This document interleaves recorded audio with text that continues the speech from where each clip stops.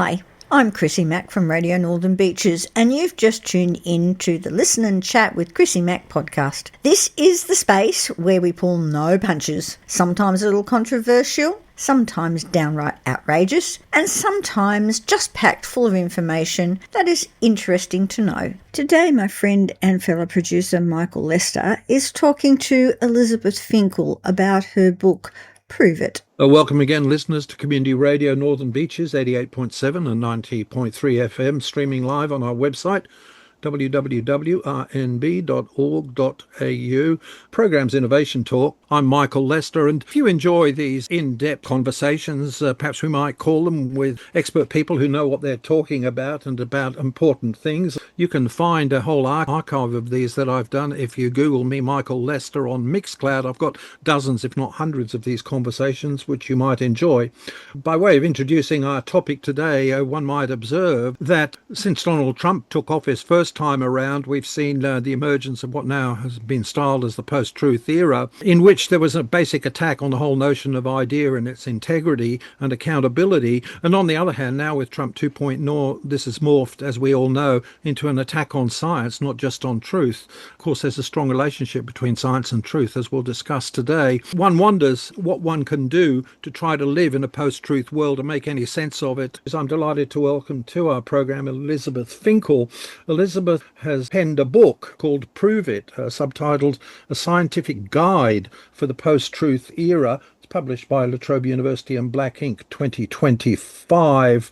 Elizabeth started, if I understand, as a research scientist in biochemistry, in which she worked, and she's pursued her life in science beyond that, becoming a writer, journalist, author and editor. For example, being the founding editor of Australia's maybe principal scientific journal, Cosmos, which unfortunately I think might now have been shut down. Thank you very much, Elizabeth, for joining us on Radio Northern Beaches. Thank you, Michael. Elizabeth, the very title of your book, Prove It, and subtitle, A Scientific Guide for the Post-Truth Era. Why did you feel motivated that it's time to write a guide? And in what sense is this a guide? When I conceived of the book back in 2019, it was Trump's first presidency. I think there was a hallmark event at his inauguration. Actually, it was not a well-attended inauguration, but he claimed it was the best attended inauguration ever. And one of his political advisors, when challenged with that, said, oh, well, it's just alternative facts. Not a lie, it's just alternative facts. And I think that launched the post-truth era. And in 2019, I'd stepped down as editor of Cosmos magazine and was wondering what to do next. And I thought, well, I'd like to write another book. I don't want it to be on a single topic as my previous two books, where I rather enjoyed dancing around the universe as an editor of a popular science magazine. And through various iterations, I got the idea of writing a book that looks at scientific proof and across the sciences. And in doing this, my other motivation is that by writing these stories, there's a principle in journalism that you show, don't tell. I can show people how the scientific method works and perhaps give them a taste for that sort of how evidence is created. Yeah, well, you do tell the story in a very readable way over the centuries of the evolution of the approach of science and scientists to the search for truth and knowledge. Science, of course, as you observe, being from the very word itself, knowledge, scientia, but a process of trying to seek the truth. But often this process and the nature of the so-called scientific method and the way in which scientists go about it is not very well understood. You do this by telling fascinating stories over the centuries, not only of the ideas and the philosophies behind the history of science, but also the personalities and the issues that confronted these things. A particular case that you explore in terms of method of science is the COVID-19 controversy about the origins of COVID-19. How was the way that was played out a demonstration of the different integrity and strength of scientific method and research? The fact that it became such a contest between the two theories, between the theory that It began from an infected wild animal that was sold at Huanan seafood market in Wuhan, versus the other theory that it was created also in Wuhan in a laboratory, the Wuhan Institute of Virology. The fact that these two theories were so widely contested is great. This is how science is supposed to work. There's the motto of the Royal Society in London, one of the first scientific societies, is nullius in verba, which is Latin for take nobody's word for it. So this contest is fundamental to the way science works. Having said that, there's a difference between contesting evidence, which is good evidence, and conspiracy theories, which are based on conjecture and he said, she said, and political types of biases.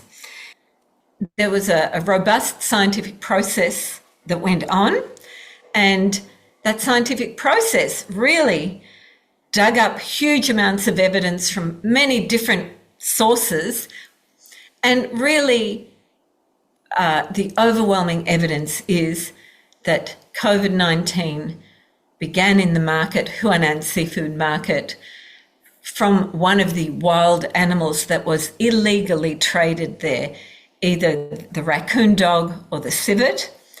Whereas the other theory, that it was made in a laboratory, which has been very well examined also, there really is not a shred of evidence to support it. And you might find this surprising because according to social media, according to the official White House website, all the evidence is on the other side of a lab origin.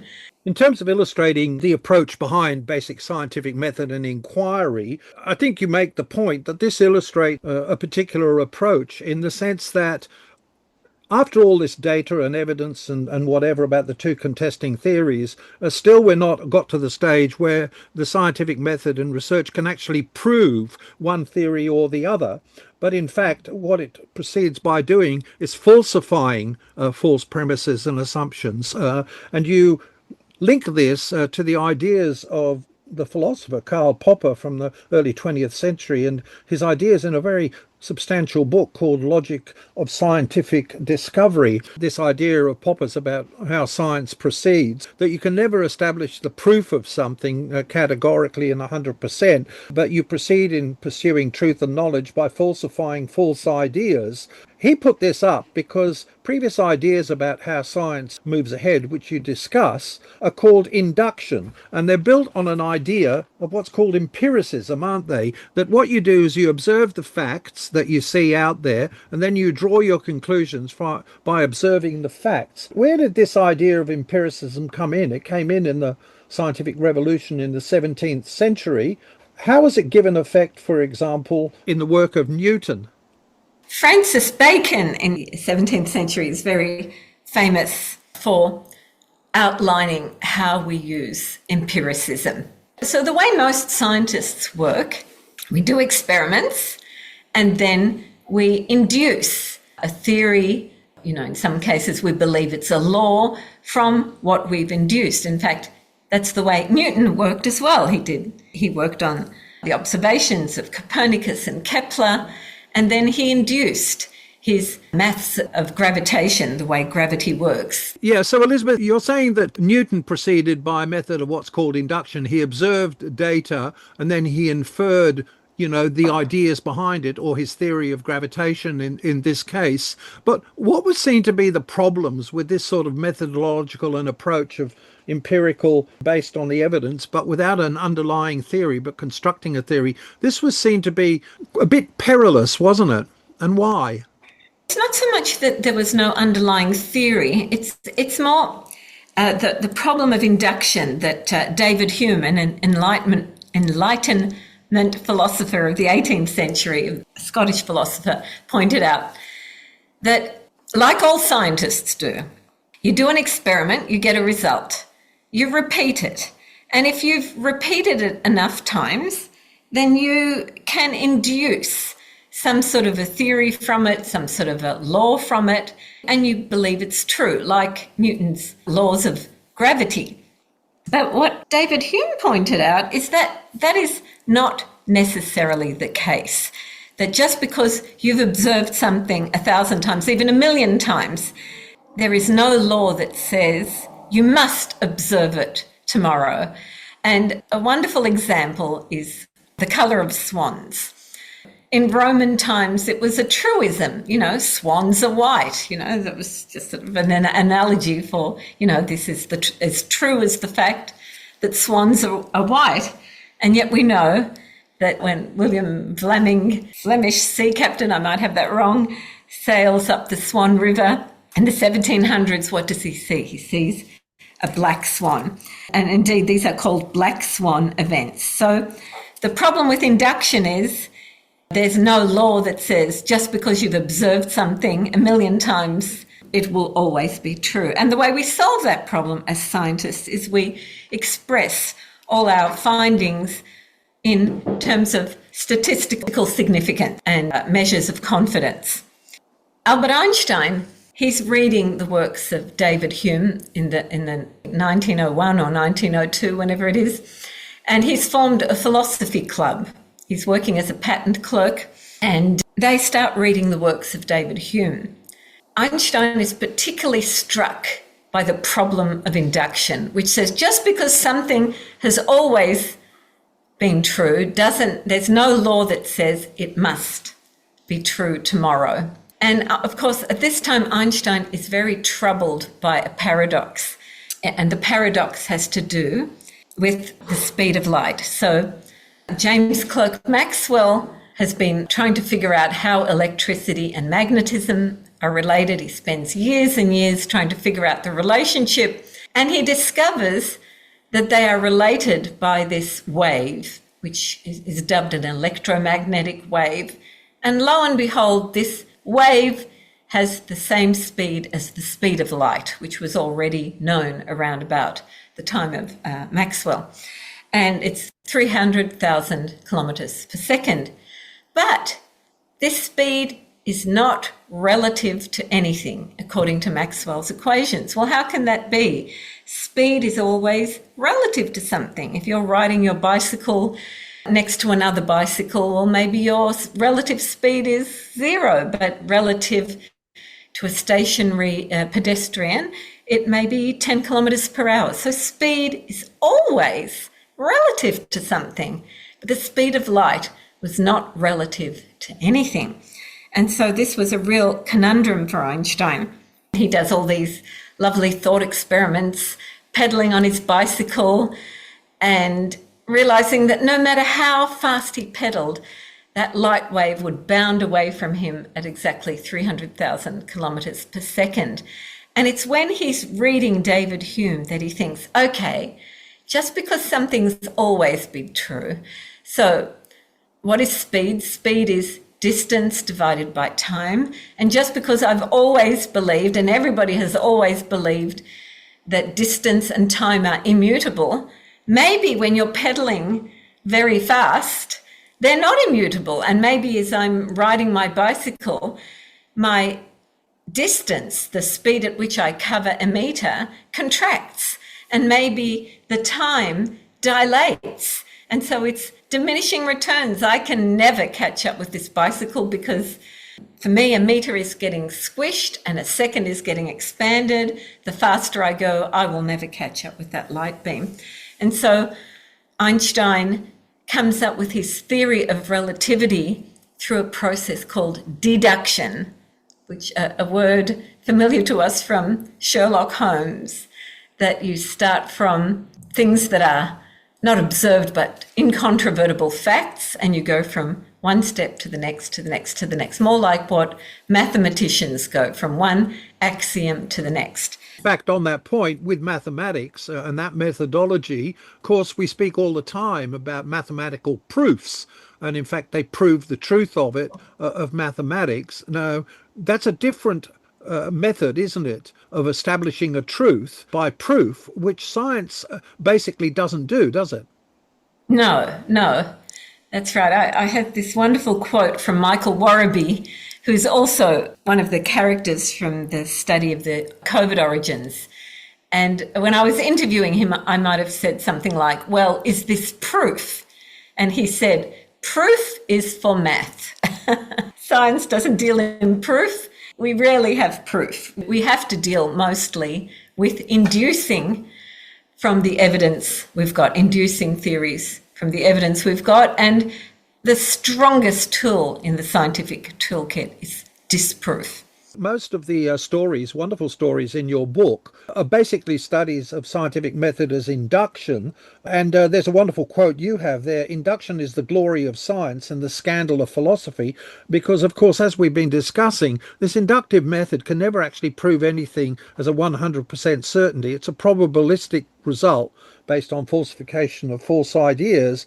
But this does sort of lead to a question that you tackle. If that's the conundrum and the limitation of induction, how does science ever actually make any progress? And you speak particularly about the ideas of Thomas Kuhn, who wrote a work in the 20th century, 1960s, in fact, Structure of Scientific Revolutions, where the well-known phrase paradigm shift. Now, he seemed to suggest that notwithstanding these problems of induction and proof, that it proceeds by these paradigm shifts. What's the nature of this idea in terms of the scientific method? Thomas Kuhn, a Canadian, was a contemporary of Popper, slightly younger, and he sort of came out in opposition to Popper, as many people did. So Popper's contribution to the philosophy of science, as you've outlined, is to say, well, we can't prove things because of, the problem of induction, but hey, this is where the rubber hits the road. We can disprove things. That's where science can be incredibly powerful. I'm speaking with our guest here on Innovation Talk Radio Northern Beaches, Elizabeth Finkel, about her book, Prove It, a scientific guide for the post-truth era. Elizabeth, we were talking about Thomas Kuhn and his paradigm shift idea, which was in a sense an attempt to overcome some of the criticism and limitations that have been made of the standard method of scientific method, induction, which basically can't actually prove anything, but proceeds by disproving things. So how did he tackle this? Whereas Popper was quite purist and said, well, this is what scientists do. They try to disprove their theories. And his model really was Einstein, who'd come up with this mad theory of relativity that space and time are, stretchy. But what does Einstein do? He outlines clear experiments that can disprove his own theory, famously by going to observe an eclipse. Arthur Eddington went to try to disprove either Newton or Einstein and ended up disproving Newton more than Einstein. So Einstein wins, and that pans out over many more experiments observing eclipses and showing that indeed light during an eclipse, you can measure the bending of space-time. Popper is inspired by Einstein, and he says, you see, this is how science works. The scientist comes up with a theory and then generates an experiment to disprove it. And Thomas Kuhn comes along and he thinks that's actually not the way science works most of the time. Scientists are not at all purist in the way they approach things, and instead they tend to get captured by the dominant paradigm, the dominant theory of the field that they're working in. And that the way science progresses, even so, because he doesn't doubt that science progresses, is it's not that they go out and design experiments to disprove their theories. On the contrary, most scientists will actually go out there and try to do an experiment to shore up their theory. But somewhere there will be other scientists who will be challenging that theory, and bit by bit, death by 1,000 cuts, ultimately that theory is overturned and you get a paradigm shift, and then you get a new dominant paradigm. So whereas Popper would seem to suggest that science is gladiatorial, they go into the arena, bang, bang, one comes out a loser, the other reigns for the time being until he's slain by the next contest. Kuhn says, no, it's much more gradual, there's no arena. What happens is you have, the dominant view and all the scientists go along with it, and it takes a long, long time, but eventually it shifts. Attempt to be proven right, which they seem to want to do. That's what you say in your book, and but they keep finding anomalies arising that can't be explained, and they're sort of rationalized as what, until, as you say, these contradictions between the theory and the evidence are built up until people say, something's wrong here, we need a new way of thinking about it, and then they head off on a new paradigm. Now, this is a very interesting construct, of course, but it basically plays out in the field of consciousness research and testing ideas of consciousness. As I was writing my chapter on consciousness research, I realized, my goodness, Thomas Kuhn could be the perfect patron saint for this chapter, in the same way that Karl Popper was the patron saint for the COVID origins chapter, because of all the scientists who were using falsification in their research as their guiding philosophical principle. But to tell the truth, I didn't want to really touch this area because it seemed very fuzzy. But I heard on a podcast from Science magazine about an adversarial collaboration that was planning to take two theories of consciousness and put them in the gladiatorial ring and test them against each other. And what this would mean in practice would be that the two proponents of the two leading theories, it turns out we weren't making any progress. There were like 20 different theories in consciousness research, and none of them were leading. Instead of having paradigm shifts, they were all just sort of sitting there and producing data that each confirmed one or the other theory, and there seemed to be no movement in this field.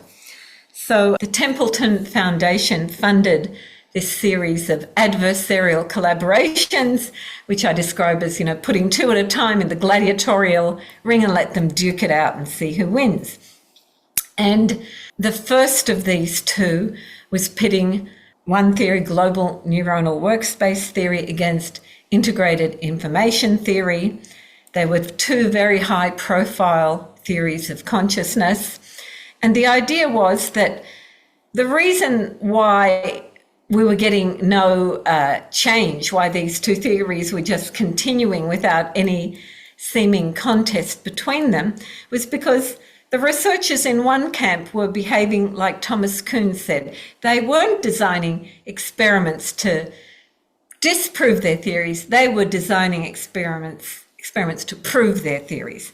So the idea was, let's get these two opposing camps together, and they have to co-design an experiment expressly that will test each other's theory. The process took about 5 years.